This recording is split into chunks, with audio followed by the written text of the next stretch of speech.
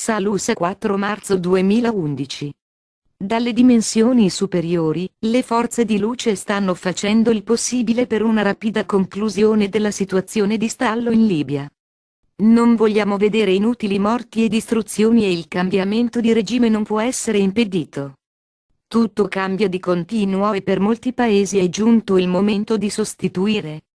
Ovunque nel mondo, i popoli si stanno rendendo conto della loro situazione e, soltanto ora, cominciano a capire quanto siano stati assoggettati e privati dei loro diritti. I vecchi sistemi consentivano i controlli e le divisioni, ma ora la luce ha fatto irruzione nei loro schemi, abbattendo il potere che le forze oscure usavano contro le genti.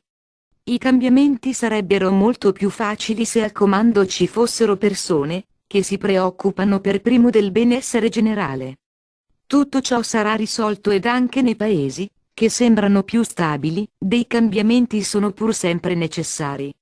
Siate certi che anime di tal genere sono dietro le quinte in attesa di un segnale, perché così fu programmato fin dall'inizio.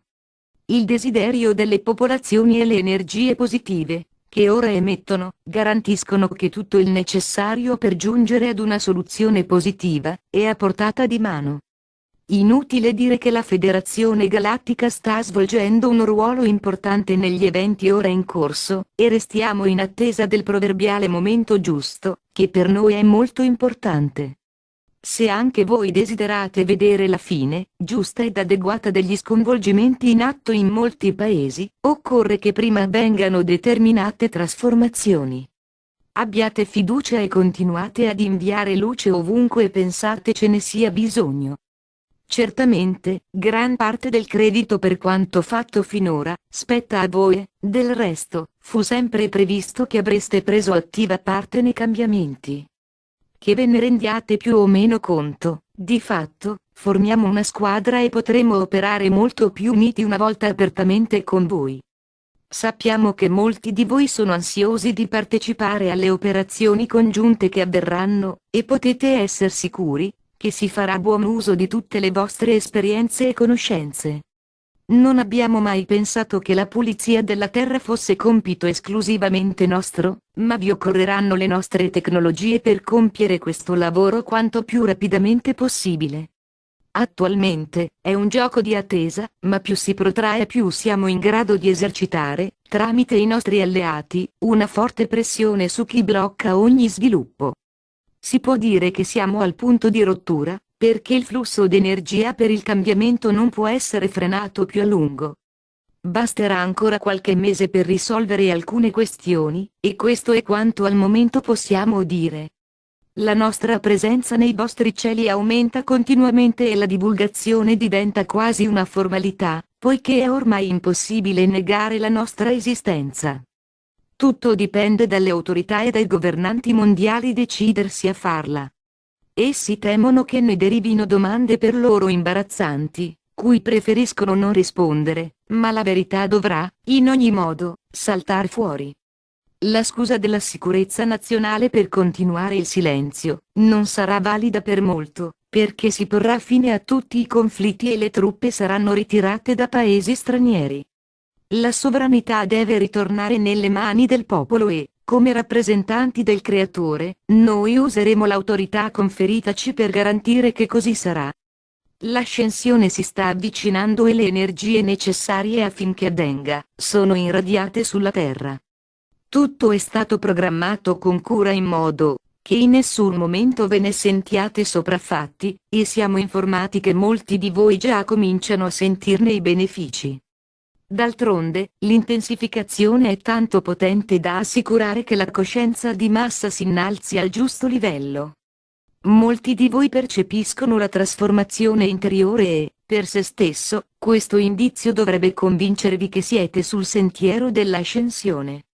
Il sentimento di pace interiore ed il sentirsi tutt'uno con gli altri vi eleverà, mettendovi in grado di navigare tra qualsiasi avversità, perché esse hanno il potere di nuocervi soltanto se permettete loro di farlo.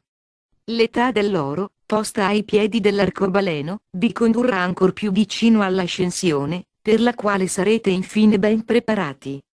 Vi raccomandiamo, dunque, di lasciarvi andare alla corrente e di aver fiducia nel vostro sé superiore e nelle vostre guide, sempre presenti. Cercate di comportarvi come immaginate faccia un essere asceso, focalizzando la vostra vita su azioni e parole d'amore. Più agite in tal modo, più pronti sarete a passare nelle dimensioni superiori. Ricordatevi che prima di tutto siete esseri di luce, e che, alla fine, sarete un essere di altissimo livello di coscienza. Di conseguenza, tutto ciò che fate ora dovrebbe servirvi a prepararvi alla fine dei tempi, liberandovi da qualsiasi energia appartenente alle basse vibrazioni.